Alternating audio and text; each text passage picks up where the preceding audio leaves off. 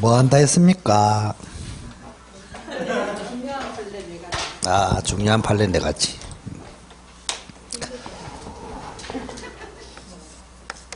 사대 판례다.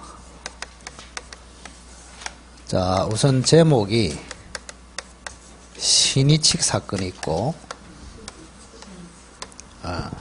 신의칙 사건. 그 다음에 멸실 후 신축 사건이 있고, 세 번째는 포괄매매 사건이 있고, 네 번째는 토지, 좀 제목인데 토지 낙찰 전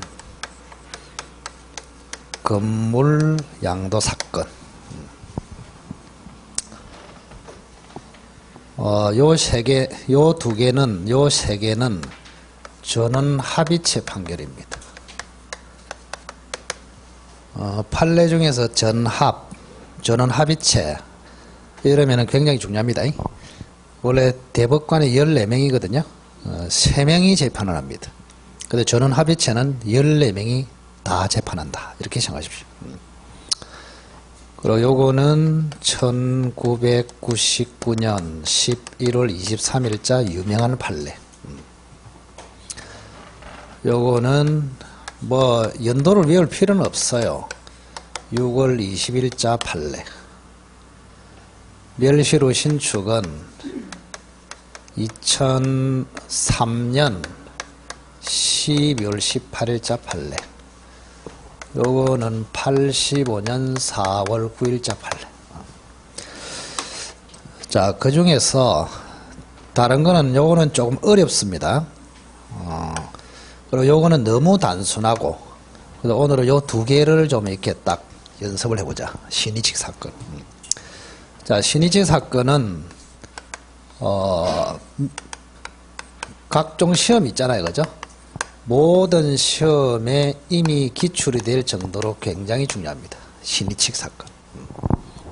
조금 복잡한데 어쨌든 여러분들이 잘 따라오셔야 됩니다. 자, 갑이라는 사람이 토지 위에 건물을 소유하고 있었습니다. 괜찮습니다. 자기 땅에다가 건물을 지었으니까. 그런데 요 건물을 을에게 지금 처분을 했습니다. 5월 1일 날. 그래서 을 앞으로 넘어갔어요. 근데 을이 또 병한테 처분을 했습니다. 6월 1일 날. 병한테까지 넘어갔습니다. 이렇게. 요 그림이 신의칙 사건입니다. 다음에 5월달부터 요약서로 강의하는데 요약서에는 그림이 다 들어있습니다. 근데 그림 훈련을 잘해야 돼요.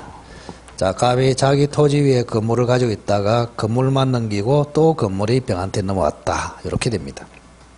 자, 그러면 우선 을을 잘 보십시오. 을. 지금 갑이라는 사람이 자기 토지 위에 건물을 가지고 있다가 건물이 을한테 넘어갔어요. 그러면 건물 주인하고 땅 주인이 달라졌죠? 이미 경매로 달라졌다? 외의 사유로 달라졌다? 외의 사유. 그래서 을이라는 사람은 건물에 대해서는 이미 등기를 했거든요. 건물에 대해서는 소유권을 취득했고, 갑의 토지에 대해서는 관습법상의 법정 지상권을 취득했습니다. 이렇게. 여기 기초가 딱 돼야 돼. 자, 을에게는 권리가 두 개 있습니다. 건물에 대해서는 뭐요? 소유권. 갑의 땅에 대해서는 관법지를 취득했다고. 그러면 땅 주인으로부터 철거 당한다, 안 당한다? 안 당해요. 자, 그러면 요 건물을 뭐라고 부르느냐? 법정 지상권이 붙은 건물이야. 법정 지상권부 건물. 이렇게. 그럼 철거 대상이다, 아니다? 아닙니다. 아니야. 자, 그러면 을은 관법지를 취득했는데 등기해야 된다, 안 해도 된다? 안 해도 됩니다. 이미 을은 관법지를 가지고 있습니다. 자, 그런 상태에서 처분을 해버렸어요. 이렇게 병한테. 그러면 이 이제 을이 가지고 있는 건물 소유권은 주된 권리고 요거는 종된 권리입니다. 그러면 건물을 처분했다는 말은 주권을 처분했다 이런 이야기입니다. 그럼 주권이 처분되면은 종권도 따라서 처분이 돼 버려요. 그래서 처분이라는 의사표시 속에는 소유권도 처분, 지상권도 처분 같이 들어 있습니다. 자, 그러면 병이라는 사람은 역시 건물에 대해서는 소유권을 취득했습니다. 이미. 그러면 이 갑의 토지에 대해서 법정 지상권을 취득했겠느냐 이런 이야기입니다. 지금. 자, 을하고 병의 차이를 잘 보십시오. 을은 관습법으로 취득했습니다. 관습법으로. 그래서 등기해야 된다, 안 해도 된다, 안 해도 돼요. 그런데 병이라는 사람은 을이 취득한 관법지를 처분을 통해서 승계 취득합니다. 을은 관습법으로 최초로 취득했고 병이라는 사람은 을의 지상권을 처분을 통해서 승계 취득했어요. 그러면 을이 지상권을 취득하려면 반드시 지상권 이전 등기를 해야 취득합니다. 해야 취득한다. 자, 을은 등기해야 된다, 안 해도 된다, 안 해도 돼요.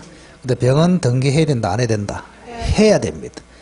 자, 병은 지상권을 취득해서 갑으로부터 철거를 안 당하려면 지상권을 취득해야 되는데 병이 지상권을 취득하려면 지상권 이전 등기를 해야 된다고. 그런데 안 했단 말이에요. 그럼 병은 지상권자다, 아니다? 아니에요. 그럼 당연히 땅 주인은 지상권도 없는 놈이 왜 내 땅에 건물이 있냐 하면서 철거 청구 들어옵니다.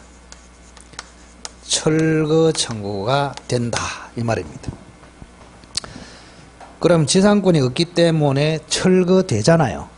지상권이 없기 때문에 철거돼. 그래서 85년 4월 9일 이전에는 철거가 됐습니다.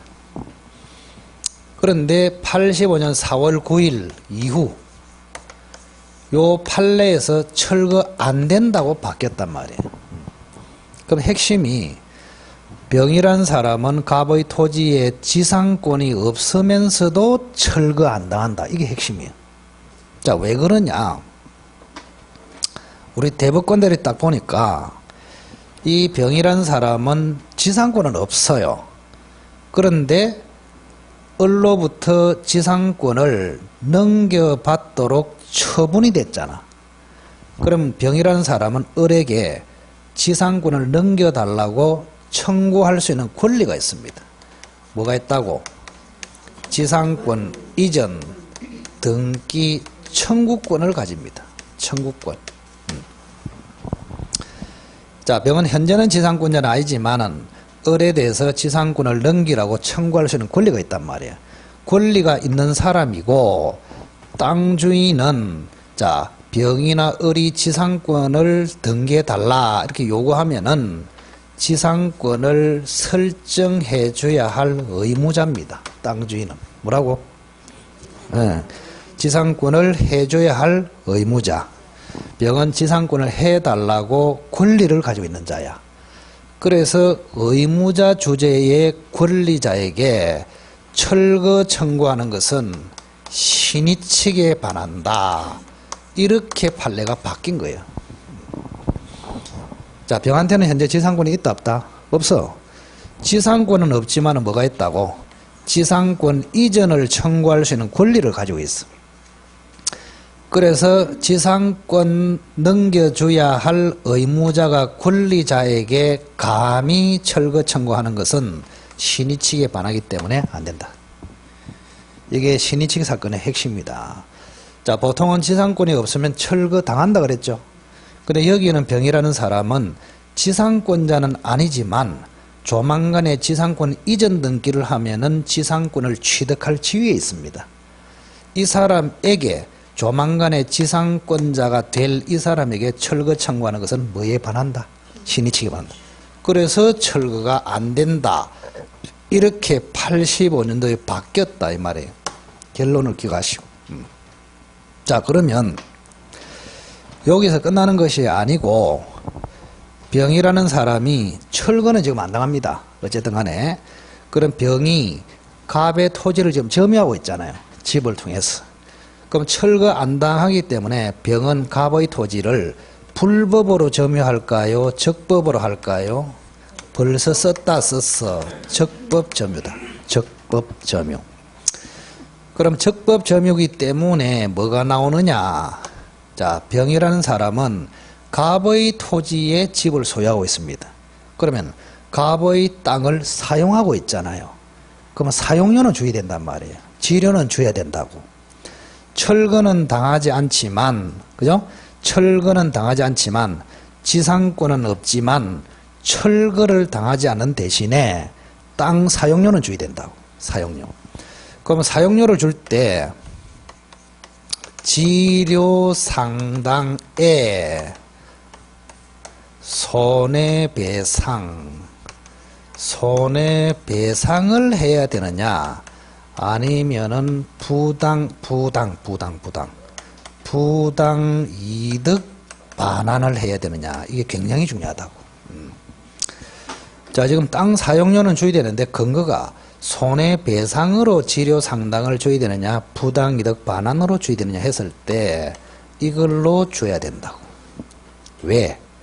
이게 불법 점유면 손해배상, 적법 점유는 부당이득 반환, 이렇게 된단 말이에요. 아시겠나요? 자, 두 가지를 잘 기억하세요. 두 가지. 자, 다시 한번 정리합시다. 자, 을이라는 사람은 관서법으로 지상권을 취득했기 때문에 등기 안 해도 지상권자입니다. 철거 당한다 안 당한다? 안 당해. 근데 병한테 팔아먹었어. 그럼 병이라는 사람은 을의 지상권을 처분을 통해서 승계를 하고 있단 말이야. 그럼 승계를 하면은 병이 지상권을 취득하기 위해서는 지상권 이전 등기를 해야 됩니다. 해야 되는데 했다 안 했다? 안 했어. 그럼 안 하면 병은 지상권자가 아니야. 땅 주인은 당연히 철거 청구가 들어옵니다. 그럼 이게 철거되느냐 했을 때 과거에는 지상권이 없기 때문에 철거된다 였습니다. 근데 85년에 들어와서 대법관이 생각해보는 게 이상하거든. 조만간에 병이라는 사람은 을로부터 지상권을 넘겨받을 지위에 있는 사람이에요. 즉 지상권 이전을 청구할 수 있는 권리자야. 권리자에게 지상권을 해줘야 할 의무자가 철거 청구하는 것은 뭐에 반한다? 신의칙에 반한다. 결론적으로 병은 지상권자는 아니지만은 철거는 된다 안 된다? 안 된다. 그래서 철거 안 되는 집을 통해서 점유함으로 갑토지에 대한 점유는 불법이다 적법이다? 적법. 만약에 불법이면은 손해배상으로 지료를 줘야 되고 적법이면은 부당이득 반환으로 줘야 된다. 근데 여기는 적법이기 때문에 손해배상이 아니고 부당이득으로 반환해야 된다. 이런 이야기입니다. 그게 제일 중요합니다. 이거는 수없이 출제가 됐고 우리도 지금 7번인가 나왔어요. 그 기초를 잘 잡고. 자, 그 다음 두 번째 멸실 후 신축저가 한번 볼까요? 멸실 후 신축 사건. 자, 여기 한번 봅시다. 갑의 토지 위에 건물이 하나 있습니다. 그 제가 이제 다음에 가면은 외우라 그럽니다. 결론을 외우라고. 외우는 게 최선이야. 논리는 굉장히 어려워요. 그 외우고 있으면, 결론만 외우고 있으면 답 내는 데는 전혀 지장이 없습니다. 자, 이런 상태에서 잘 보세요. 요 토지에 A라는 사람이 저당권을 잡았습니다. 벌써 법정지상권 요건을 갖추고 있네요. 설정 당시에 이미 건물이 존재하고 있죠. 그런데 문제는 나중에 이제 요 토지가 만약에 낙찰이 될 거 아닙니까? 을에게 낙찰이 될 거란 말이야. 요렇게. 그럼 처음에는 갑이 둘 다 소유하다가 이미 경매를 통해서 땅 주인하고 집주인이 달라졌다. 이때 집주인은 남의 땅에 당연히 지상권을 취득합니다. 그게 366조 법정지상권입니다. 됐죠? 앞으로 이렇게 일어날 것입니다. 자, 아직까지는 경매에 안 들어갔어. 자, 경매 들어가기 전에 이 집이 멸실이 돼버렸어. 뭐가 됐다고? 멸실. 멸실이 되고 똑같이 건물이 다시 신축이 됐단 말이에요. 신축. 멸실 후 신축이 돼서 6월 1일 날 이렇게. 뭐라고요? 멸실이 된 후에 그 자리에 그대로 신축이 됐단 말이야. 자, 그러면 요 신축된 건물을 위해서 남의 땅에 을의 땅에 법정지상권이 성립하겠냐 이런 이야기입니다. 자, 어떻습니까? 성립한다 안 한다? 안 한다. 왜? 그렇지. 저당권 설정 전에 건물이 존재해야 되는데 요 신축 건물은 저당권 설정 후에 들어왔잖아요. 그래서 이거는 법정지상권이 안 된다. 맞죠? 그래서 시험에 나옵니다. 됩니다. 돼. 그래서 366조의 법정, 여러분이 이제 된다 이래 했기 때문에 시험이 낸다니까. 법정지상권, 을의 토지의 366조의 법정지상권을 갑이 신축 건물을 위해서 취득하느냐 이렇게 된단 말이에요. 결론은 취득합니다. 자, 왜 그러냐? 우리 판례의 논리는, 자, 보세요. 처음부터 6월 1일 날 지어졌습니까? 4월 1일 건물을 대체해서 지어졌습니까? 대체해서. 그게 핵심이야. 만약에 애초부터 6월 1일 날 들어왔다면 법정지상권이 안 돼. 그런데 처음에는 법정지상권이 되는 건물이었잖아요. 근데 이게 멸실되고 대타로 6월 1일 날 신축이 됐잖아. 그럼 이 6월 1일 날 신축이 된 것도 4월 1일 날 존재하는 것처럼 간주를 해도 저당권자한테 피해를 안 준다. 이렇게 봅니다. 아시겠어요? 같다고 본다.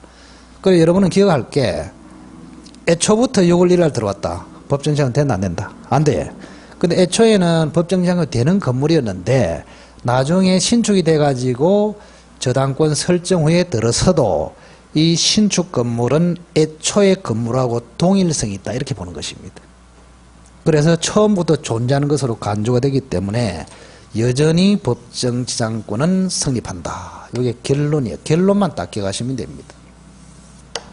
자, 그런데 이걸로 끝나면 시험이 안 나오죠.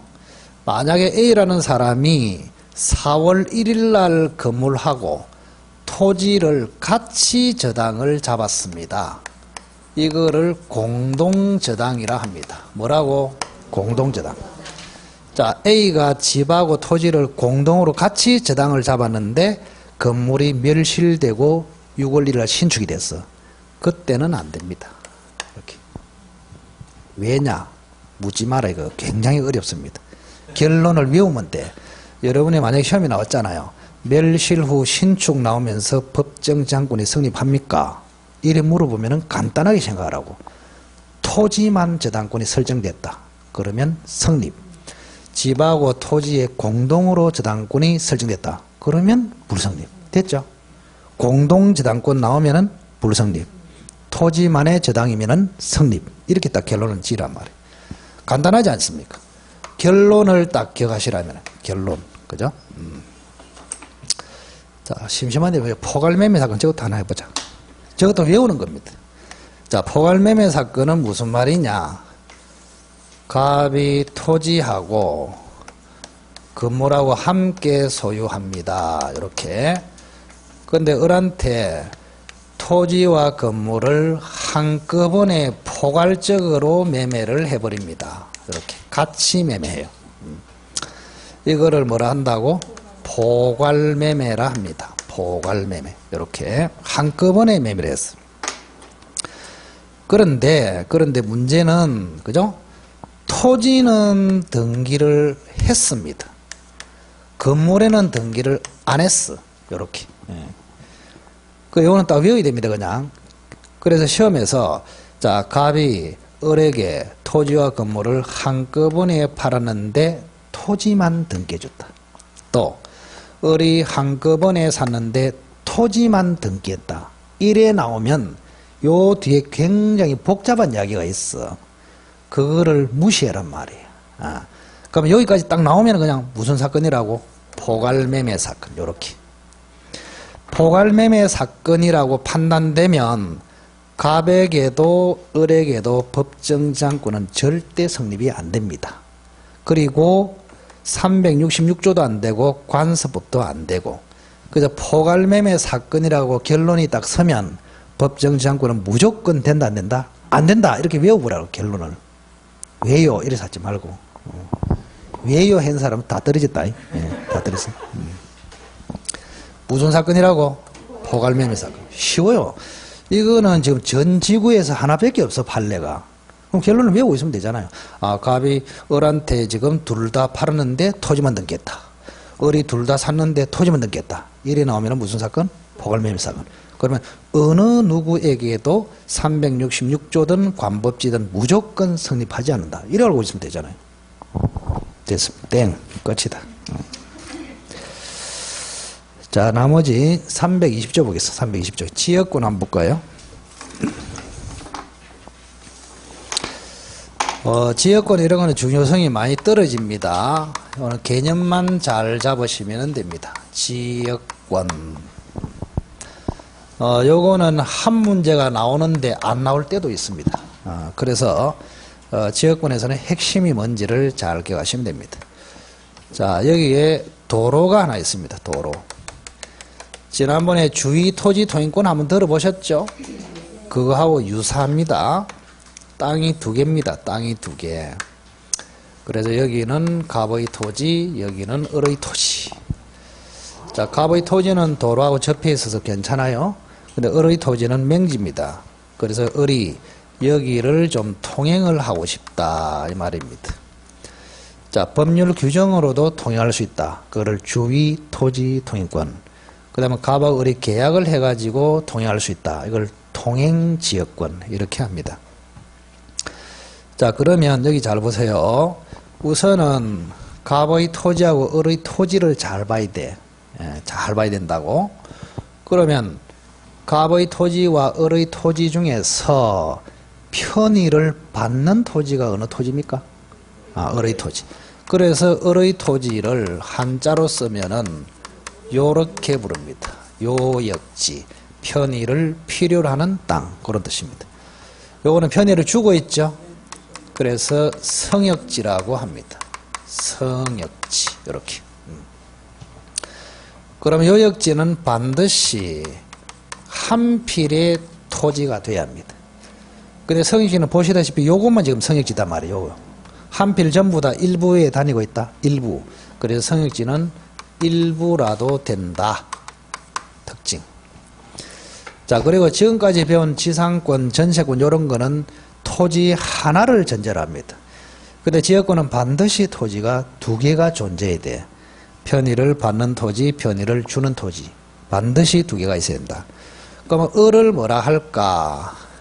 여기를 통행하여 사용하는 을을 지역권자라고 합니다. 그럼 갑이라는 사람은 지역권을 뭐 해줬습니까? 설정을 해줬죠. 그죠? 설정자. 자, 을은 요역지 소유자 겸 지역권자, 갑은 성역지 소유자 겸 설정자 이렇게 부릅니다. 그러면 등기를 해야 됩니까? 안 해야 됩니까? 해야 됩니다. 네? 해야 된다. 그래서 아까도 이야기했지만 반드시 을하고 갑은 설정 계약을 해가지고 지역권을 취득합니다. 그래서 지역권에는 법정 지역권이 존재하지 않습니다. 아까 지상권에는 법정 지상권이 있었죠. 그래서 전세권하고 지역권은 법정이 없어요. 전부 계약으로 해야 됩니다. 그래서 반드시 등기를 해야 지역권을 취득합니다. 이렇게. 자, 그러면 지역권에서는 뭐를 해야 되느냐? 지역권의 특성, 요 특성이 90% 이상 차지합니다. 자, 첫째는 지역권의 특성이 반드시 토지 2개를 전제로 합니다. 2개. 다른 권리하고 다르다. 그 2개를 뭐란다? 요역지, 성역지. 이렇게. 그 다음 두 번째. 지역권은 다른 물권과 달리 배타성이 없습니다. 이거를 비배타성이라 합니다. 뭐라고? 비배타성. 만약에 지상권 같은 거는 배타성이 있거든요. 그래서 지상권자만 배타적으로 사용하고 다른 사람은 사용 못해요. 근데 지역권은 얼만 단위입니까? 갑도 단위도 됩니까? 갑도 단위 돼. 그래서 배타성이 없다. 그래, 배타적 성질이 없다. 그 말은 다른 사람하고 같이 사용할 수 있다. 공용성이다. 이렇게 불러요. 배타성이 없다. 자, 그 다음에 세 번째, 부종성이라고 있습니다. 부종성 원리가 있어요. 부종성. 요 부종성 중에는 수반성이라는 말이 있습니다. 이 무슨 말인지만 알고 있으면 돼요. 자, 을을 한번 볼까요? 자, 을이라는 사람은 잘 보면은 요 역지에 대해서는 주로 소유권을 가지고 있습니다. 맞죠? 자기 땅이다. 그 다음에 성역지에 대해서는 뭐를 가지고 있습니까? 지역권을 가지고 있다고. 그러면 이거를 위해서 이게 필요하잖아요. 그래서 소유권은 주권이고 이거는 종권입니다. 주종관계에 들어갑니다. 그래서 이 말을 풀어서 하면은 지역권은 소유권에 대해서 부수적이고 종된 성질을 가진다. 부수적이고 종된 성질을 가진다. 이걸 뭐라고? 부종성, 이렇게 부릅니다. 자, 부종성 중에서 특히요, 이 부종성은 주인과 종의 관계거든. 그러면 소유권이 소멸하면은 지역권도 소멸, 소유권이 남에게 이전되면은 지역권도 이전, 이리 된단 말이야. 그러면 소유권이 남에게 이전되면 지역권도 따라서 이전된다. 요 부분을 따로 떼가지고 수반성, 이렇게 불러요. 그러면 수반성하고 부종성은 어느 게 범위가 넓어요? 부종성. 부종성은 지역권은 소유권에 의해서 좌우된다, 그런 뜻이에요. 소유권이 있어야 지역권이 있고, 소유권이 소멸하면은 지역권이 소멸하고, 소유권이 남에게 이전되면은 지역권도 따라서 이전된다. 이 전체를 뭐라고? 부종성. 그 부종성 중에서 소유권이 이전되면은 지역권도 수반해서 따라서 이전된다. 요거를 특히 뭐라 한다고? 수반성. 요렇게. 자, 그 다음 네 번째,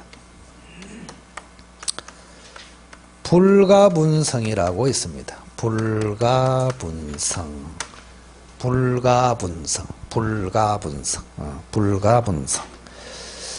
가분성하고 반대말이 불가분성이 되겠습니다. 자, 이게 무슨 말이냐? 만약 여기에 세 사람이 공유를 하고 있단 말이에요, 토지를. 자, 을이 혼자 소유하는 것이 아니고 A, B, C가 공동으로 소유하고 있습니다. 그럼 불가분성이 무슨 말이냐? 운명을 같이 하라, 이런 뜻입니다. 운명을 같이 하라. 운명을 같이 하라 무슨 말이냐?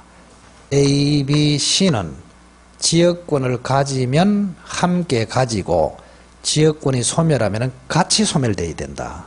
운명을 같이 하란 말이에요.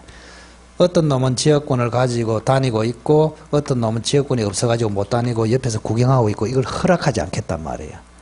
다니면 같이 다니고 못 다니면은 같이 못 다니고. 만약에 일부는 지역권을 가지고 나머지는 못 가진다, 이게 가능하다. 이걸 가분성이랍니다. 가분성. 우리는 가분성이다, 불가분성이다? 불가분성. 자, 그래서 취득,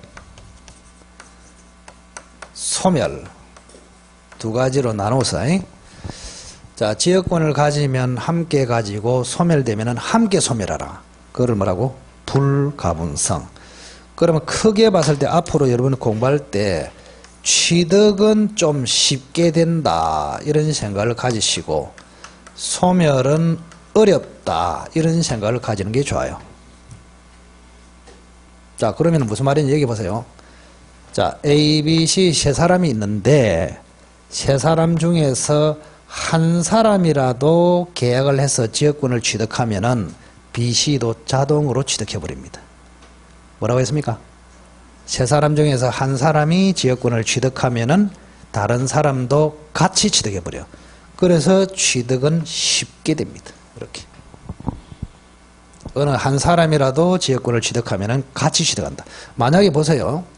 자, A가 지역권을 취득했어. 그럼 A가 지역권을 취득하면 A는 지역권을 가지고 B, C는 못 가진다면 이건 가분성 아닙니까? 맞죠? 근데 그게 아니고 불가분성이니까 A가 계약해서 지역권을 취득하면은 계약을 안 한 B, C도 같이 취득한다고. 이걸 뭐라 한다고? 불가분성. 자, 그 다음. 이미 세 사람이 지역권을 가지고 있습니다. 이미 지역권을 가지고 있어요. 지분을 가지고 있다고. 그러면 A만 자기 지분을 소멸시키는 것이 가능할까요? 안 되겠지. 왜? A만 소멸시키면 A는 지역권이 없고 B는 있고 BC는 있고 이래 되잖아요. 이건 가분성이 돼버리잖아요. 소멸하면은 함께 소멸되고 가지면 함께 가지라 이래 했잖아요. 그래서 A는 자기 지분만의 소멸을 시킬 수 있다 없다? 없습니다.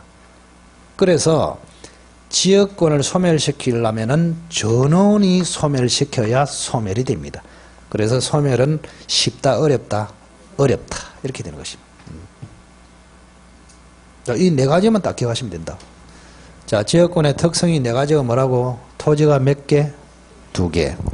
그 다음에 지역권은 물권이지만 배타성이 있다, 배타성이 없다. 없다. 배타성이 없는 것을 비배타성, 공용성. 그 다음 세 번째는 이 을의 권리가 2개입니다.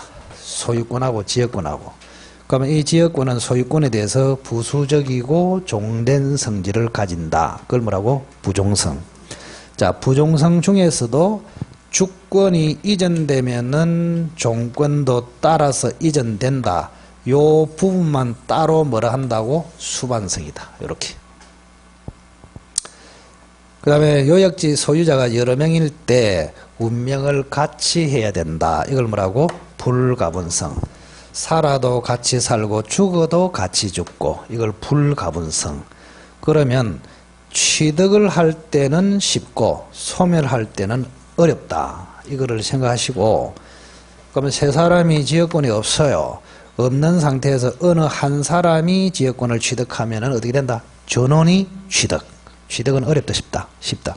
그 다음 A, B, C 모두가 지역권을 가지고 있습니다. 있는데 전원이 소멸시켜야 지역권이 소멸된단 말이야. 그 말은 다른 말로 한 사람이 자기 지분만을 소멸시킬 수는 없다. 됐죠? 소멸은 어렵다 쉽다? 어렵다. 요렇게. 요 네 가지를 꼭 기억하시라 이 말입니다. 자, 다른 거는 지금 할 거 없어. 다음에도 별로 할 거 없어요. 자, 쭉 넘어갑시다. 전세권 329페이지.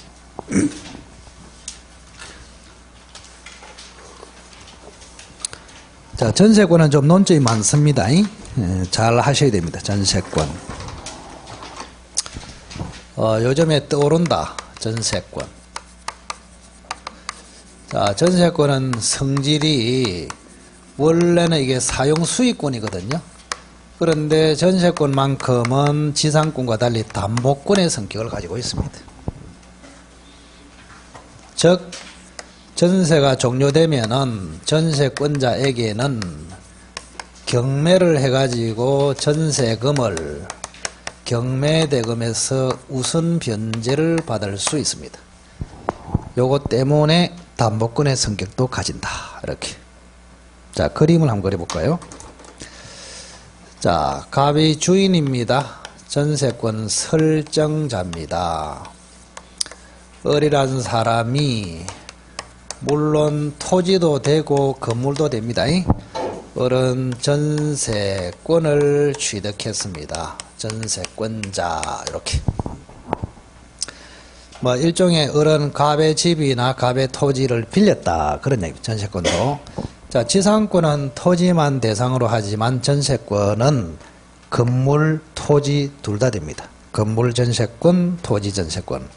그럼 우리 전세권을 취득하려면 세 가지 요건을 반드시 갖춰야 합니다. 첫째는 설정 계약이 있어야 합니다. 그 다음 두 번째는 반드시 전세금을 지급해야 됩니다. 이게 지상권하고 다르다 그 말이죠. 그래서 유상이 원칙입니다. 유상.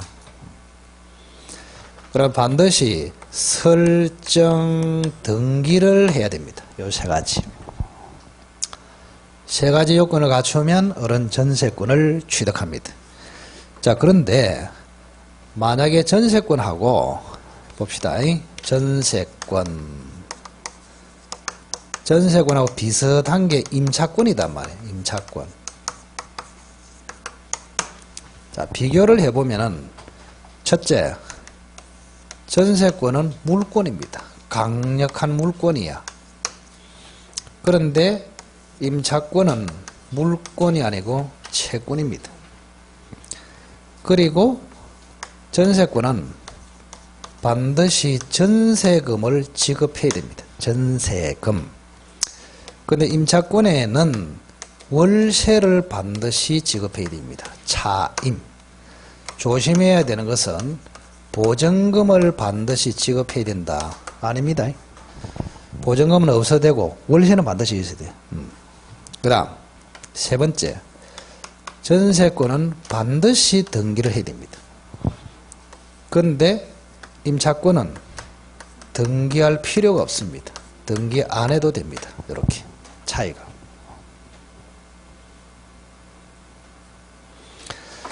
자, 그리고 전세권은 전세가 종료되면은 그 전세 집을 경매할 수 있습니다. 좀 전에 봤지만은 경매해가지고 경매대금에서 전세금을 남들보다 먼저 배당받을 수 있습니다. 그런데 임차인에게는 이런 권리가 없습니다. 차이. 자, 그러면 이런 게 있거든요. 개념상. 자, 보증금만 있고 등기는 안 했고, 요런 경우가 사회에서는 더 많습니다. 전세 보증금이라고 합니다. 그죠? 자, 사회에서는 여러분들이 지금은 이제 보증금도 있고 뭐 월세도 있고 이런 거 많잖아요. 과거에는 월세 없이 보증금만 있는 경우가 있었단 말이에요. 맞죠? 그죠? 보증금이 지급되고 등기는 안 돼 있어. 현실적으로 사회에서는 이게 더 많아요. 그럼 보증금이 있다는 점에서는 전세권하고 비슷합니다. 등기가 안 됐다는 점에서는 임차권하고 비슷해요. 그럼 이것도 저것도 아니잖아요, 이거는. 응? 그 이거는 일종의 변태입니다, 변태. 이것도 저것도 아니야, 변태. 그럼 이거를 뭐라 하느냐? 사회에서는 전세라고 합니다. 뭐라 한다고? 전세. 전세하고 전세권하고 헷갈리지 마라 이 말이에요. 그 여러분들은 전부 다 사회에서 법을 배우기 전에는 그냥 전세 이걸 전세권인 줄 알고 자꾸 한다. 전세는 전세권이 아니에요. 등기되면은 전세권. 이거는 등기했습니까? 안 했습니까? 안 했어. 그래 이거를 정확하게 미등기 전세라 합니다. 사회에서. 뭐라 한다고? 미등기 전세. 그러면 미등기 전세는 전세권입니까? 아닙니까? 아니야. 미등기 전세는 임대차에 들어갑니다. 이렇게. 변태는 어디에 들어간다고? 임대차에. 헷갈리 마시고. 그래서 민법상으로 전세권이 되려면 철저하게 요 요건을 갖춰야 된다고. 그래도 하나라도 빠져버리면 계약서에는 전세로 돼 있어도 법적으로는 뭐가 된다고? 임대차가 돼버려요. 아시겠나요?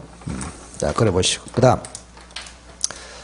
전세 기간을 한번 볼까요? 전세 기간. 기간. 자, 기간이 나오면 항상 최단기간하고 최장기간이 있습니다. 자, 최단기간은 몇 년 이상, 최장기간은 몇 년 이하 그런 뜻이에요.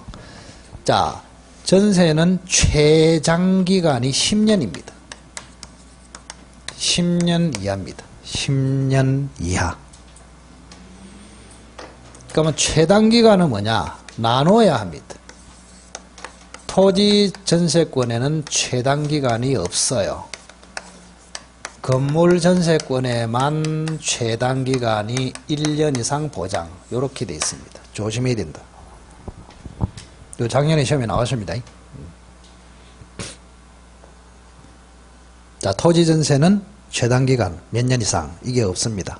건물 전세는 몇 년? 1년 이상. 주택임대차는 2년 이상. 건물 전세권은 1년 이상. 상가임대차도 1년 이상. 이렇게 되어 있어요. 최장기간은 10년이고.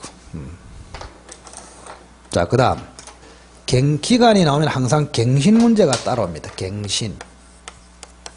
갱신이 무슨 뜻입니까? 갱신. 기간을 연장한다 그런 뜻. 연장한다. 그러면 갱신은 두 가지가 있습니다. 계약으로 갱신한다. 법률 규정에 의해서 자동으로 갱신된다. 두 가지가 있다. 요거는 계약 갱신, 합의 갱신 이렇게 불러요. 근데 우리 민법에는 합의가 최우선입니다. 합의로 계약으로 갱신하는 것은 어느 곳이나 됩니다. 그래서 시험에 안 나와요. 그러면 법률 규정에 의해서 자동으로 갱신된다. 이게 중요하다고. 자동으로 갱신된다. 법정 갱신. 그럼 이거는 다른 말로 묵시의 갱신이라고도 합니다. 묵시의 갱신. 자, 이걸 그럼 간단하게 설명할게요. 보세요. 여기 전세기간이 종료되는 시점입니다. 갑은 설정자, 주인이고 을은 전세권자입니다. 이렇게. 그러면 종료하기 전, 잘 보세요. 종료되기 전 6개월 전부터 1개월 사이, 요 사이, 요 기억하세요. 한번 읽어보실까요, 요거를? 종료 전 6월부터 1월 사이, 이렇게 되어 있습니다. 자, 그러면 한번 물어볼까요? 자, 종료가 임박하면은 주인은 가만히 있습니까? 주로 말을 합니까? 말을 하지. 뭘 합니까? 나가라 하든지, 전세금 올리라 하든지, 재계약하자 하든지, 갱신하자 말을 해야 되잖아요. 말을 해야 되는데 이 전세권자, 설정자 집주인은 말을 안 하고 그 약국에 떡하는 게 약국에 가지고 하얀 마스크 달라 이랍니다. 그리고 마스크를 주니까 거기다가 매직으로 꽃표 이래. 하얀 마스크에 꽃표 해가지고 입에다가 쓰고 있습니다. 그 말을 했단 말입니까? 안 했단 말입니까? 안 했어. 말을 해야 되는데 침묵을 하고 있다 이 말이에요. 그러면 침묵을 하고 있으면 전세권자는 더 살아도 되는갑다 이렇게 믿어버리잖아요. 그래서 이 전세권자를 보호해야 되겠다. 우리 법에서는. 그래서 이 주인이 6월부터 1월 사이에 말을 해야 되는데 침묵을 해버리면 우리 법에서는 동일한 조건으로 한 번 더 전세권이 설정된 것으로 본다고 규정이 되어 있습니다. 이걸 법에 의한 자동갱신, 이걸 뭐라 한다고? 법정갱신, 묵시. 침묵하니까 갱신된다. 또 다른 말로는 자동갱신이라고도 합니다. 법률 규정으로 갱신된다. 법정갱신. 침묵하니까 갱신된다. 묵시의 갱신. 자동으로 갱신된다. 자동갱신. 이렇게. 자, 동일한 조건으로 한 번 더 전세권을 설정한 것으로 본다. 그러면 만약에 요 전에 기간을 3년으로 하고요. 전세금이 3천이었어. 요렇게. 3천이었다고. 그러면 동일한 조건으로 본다 해가지고 그 다음에 단서가 중요합니다. 밭 영어로 기간만큼은 정함이 없는 것으로 본다. 요로 되어 있습니다. 핵심이 요거야. 자, 법정 갱신되면은 동일한 조건으로 한 번 더 전세권이 설정된 것으로 본다. 그러나 기간은 정함이 없는 것으로 된다. 그럼 기간은 정함이 없는 것으로 되면은 서로 갑과 을은 소멸 통고를 할 수 있습니다. 이것도 다음에 배워야 되는데 소멸 청구가 아닙니다. 뭐라고? 소멸 통고. 자, 소멸 통고하면은 어떻게 되느냐? 6개월 후에 전세가 종료됩니다. 이렇게. 자, 그러면 여기 주의할 것. 자, 앞에 갱신되기 전에 기간이 몇 년이다? 3년. 법정 갱신되면 기간이 3년으로 된다. 정함이 없는 것으로 된다. 정함이 없는 것으로 된다. 그래서 동일한 조건, 이때는 전세금만 같아진다. 이런 이야기입니다. 자, 법정 갱신되면 전세금은 같아지고 기간은 같아진다. 아니다. 기간은 같아지는 것이 아니고 정함이 없는 것으로 된다. 그러니 서로 뭐 할 수 있다고? 소멸 통고해서 6개월 후에 끝낼 수가 있다. 이거를 법정갱신 제도로 합니다. 이렇게. 됐나요? 자, 됐습니다. 자, 요 정도가 이제 전세권의 기본 내용이고 조금만 쉬었다가, 이제 뭐를 하느냐.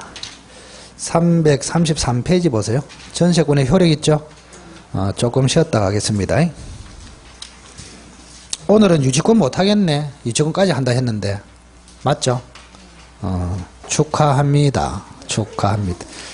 오늘 전세만 정리하고 마칩시다. 조금만 쉬었다 하겠습니다.